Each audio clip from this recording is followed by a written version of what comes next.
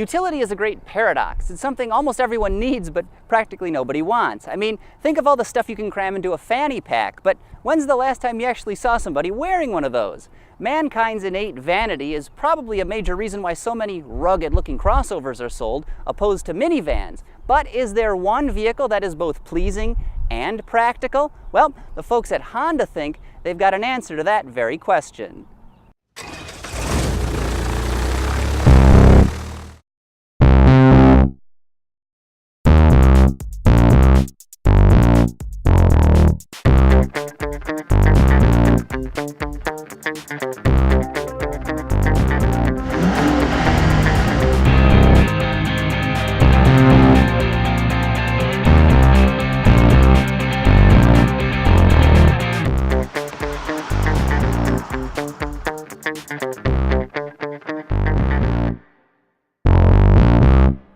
This vehicle right here is the 2013 Honda Pilot. It's the company's offering in the large three-row crossover segment, and from a design standpoint, it's, well, probably not going to win any beauty pageants, but it is a handsome enough vehicle, and most importantly, it is not a minivan. Base price for a front-wheel drive LX model, the cheapest one available, is about $30,000, which is right in line with its major rivals. The Pilot competes with vehicles like the new Nissan Pathfinder, Ford Explorer, and Hyundai Santa Fe, though not the Santa Fe Sport, because that only has 2 rows of seats.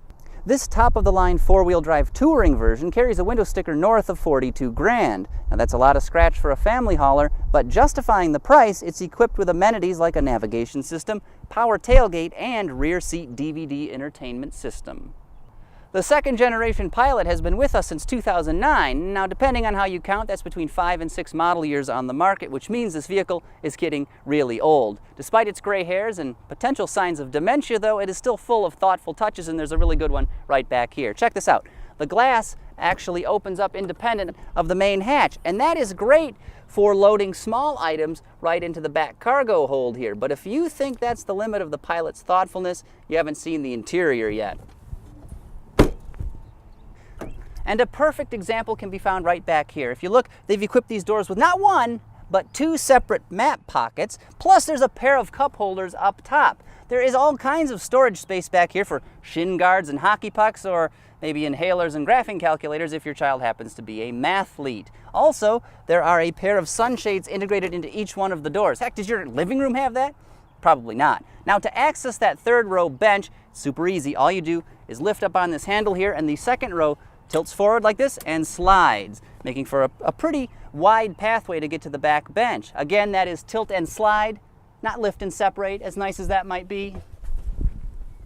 Now, surprisingly, there's actually quite a bit of room in the rearmost bench of the Honda Pilot here. I'm an even 6 foot tall, and I fit back here reasonably well. You could conceivably put 1 or maybe 2 adults in this third row seat. But the second row is very comfortable. Lots of leg room. It adjusts fore and aft, and the backrest adjusts. I could be comfortable here for hours. What about you, Craig? Well, I don't know about that, Craig, but I could last back here for, probably a quick trip around town or something. But say, do you mind sliding that seat forward a little bit for me? No problem, Craig. Thanks, Craig. Like asparagus in hollandaise sauce, the front seat passengers up here are smothered in cleverness. The front door panels, just like out back, have dual map pockets. Then there's a massive center console here with this sliding lid that's reminiscent of something on a roll-top desk, except it's not made of wood. And then over here on the passenger side, there's even more storage built right into the dashboard. Now up top here is the colorful navigation display, and it's shrouded with this nice little cover which protects it from glare. It's controlled by a combination joystick knob at the very bottom of the center stack. Honda's infotainment system works well enough, but generally I prefer touchscreen interfaces. Speaking of this area, there are many small, similar-looking buttons, and at times it can be hard to tell what controls what. This is one area where the Pilot tends to show its age. Newer vehicles generally have cleaner, easier to distinguish secondary controls. When it comes to fit and finish, the Pilot is an absolute ace. When you look at the dashboard, all of the plastic pieces line up beautifully. Everything just fits perfectly. You won't find a crooked panel in this car. But one thing that is a little bit cheap in the cabin here is the gear shifter, and it's just a little bit loose, kind of floppy. It's the only down market part of the car's interior, but really, is it that big of a deal? No. So one thing some people may not like about the interior of this particular Pilot is the color. It's just there is a lot of black. The door panels, the dashboard, floor mats, seats. It's like you're sitting in a West Virginia coal mine. Thankfully, though, you can't get black lung from leather and plastic, and there are some less austere colors in the palette to choose from. With the Pilot, Honda has spent its development dollars very wisely. They've delivered a high-riding crossover that is literally chock-a-block with smart features. And like a fine Bordeaux wine, this vehicle has stood the test of time very well. But one area it could use a little attention is under the hood. All models are powered by a familiar 3.5-liter V6. It delivers 250 horsepower with 253 pound-feet of torque. The engine's a little bit behind the curve, giving up at least 30 horsepower to some of its main rivals, but the transmission is way off. A 5-speed automatic is the only one offered.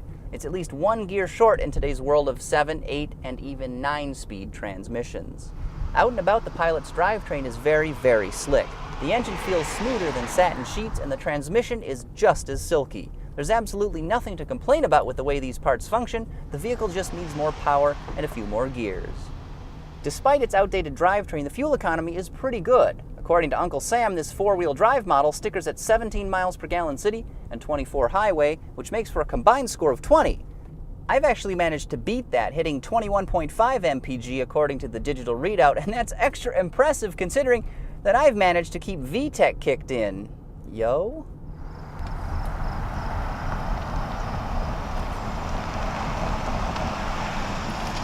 Well, I've said it before and I'll say it again, the Pilot is far from the newest 3-row crossover on the market, nor is it the most powerful or technically advanced, but it has withstood the test of time like few vehicles do. And what's really remarkable is that it still manages to outsmart some of its fresher competitors thanks to all of those clever features. The Pilot is a true Honda through and through, and it really puts the U in utility.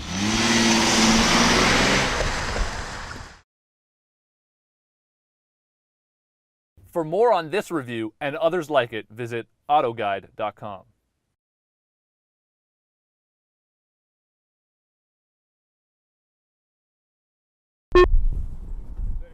That was good.